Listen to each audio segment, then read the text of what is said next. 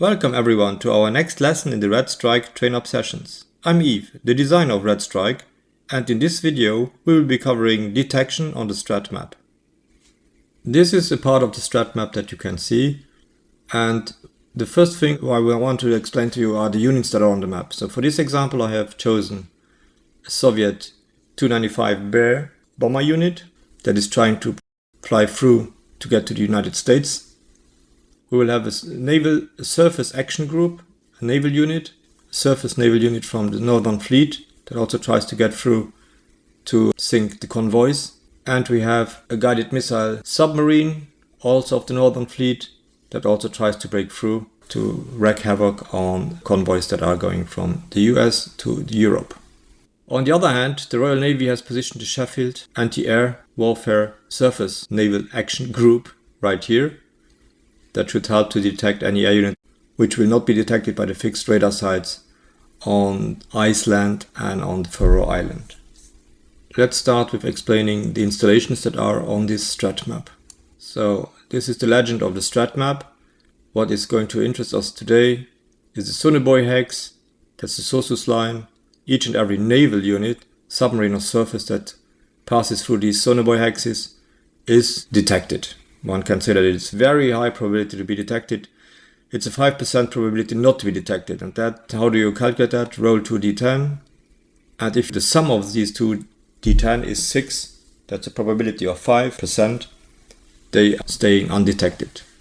These graphics depict ADN installations, which have a range of 1 strat hex. And that 1 hex, it's a probability of 3, 30%. And air units in the same hex will be detected with a probability of 5. Keep in mind, these hexes are very large. They are 280 kilometers. If ever an air unit enters a hex and is detected, the anti-air rating is below here. It's the 8 in this case. Here it would be 4. We will start with the fastest unit, which is the aircraft. It is undetected again, and it moves here out of range of any detection installations. It moves here. Now it gets a little bit more interesting because now it has reached 1 hex range of this ADN installation.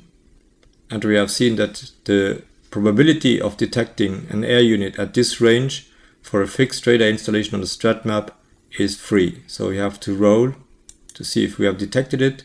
It's a 7. It's more than 3. 3 or less would have detected the air unit. In this case, it stays undetected. It will move another hex, and it will not be subject to detection from this ADN installation again, because this installation has already done a detection attempt at 1 hex range. There is only 1 attempt at the same range. If the air unit would have moved inside the G14 hex, then of course it would have been subject to another detection attempt from the same ADN installation. In this case, it's safe, it has passed the test. But now it has entered the air detection range of the Sheffield. How do we know that? That's because we have this table. It's a British surface naval unit. Its detection range against air is 1 strat hex, and it's a probability of 20 to detect the air unit. Well, we will give it a try, because we don't know what the air unit is going to do afterwards. If it's crazy enough to fly over us. It's an 8, so a miss. It is still undetected. Now the air unit has a choice to fly here and enter the detection range of this ADN installation on Iceland, or fly over the Sheffield.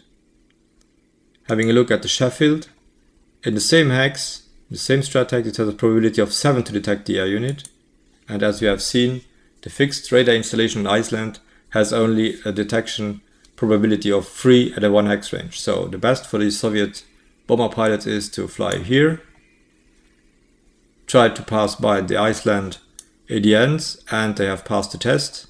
They are still undetected, and as we have seen, this is the range of 1 hex for the Sheffield. They cannot do another attempt, and the bombers have come through, and hopefully somebody else will take them down before they bomb New York. The next example is going to be our surface action group. So these guys are trying to pass through here to attack the convoys that are bringing reinforcements and supply from the US to Europe. The fixed installations here, they have no detection range for ships, but the Sheffield has. The Sheffield has a detection range of 1 strat hex for ships at 20%.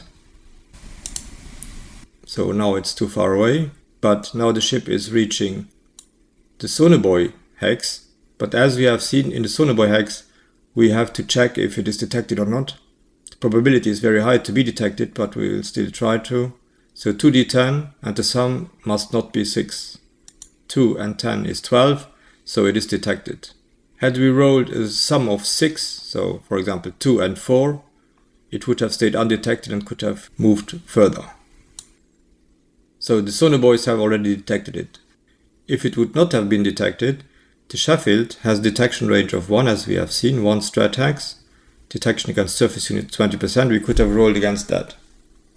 And in the next hex, when they share the hex, the Sheffield would have a probability of 80% to detect the Soviet surface action group. So now come the subs.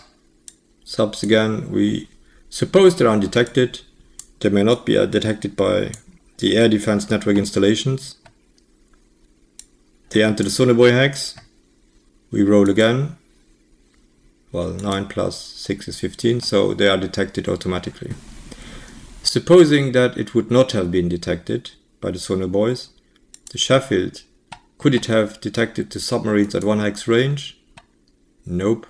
Detection range for submarines for surface naval units is 0 hex indeed, it's the same hex, so the submarine would have passed through without having been detected.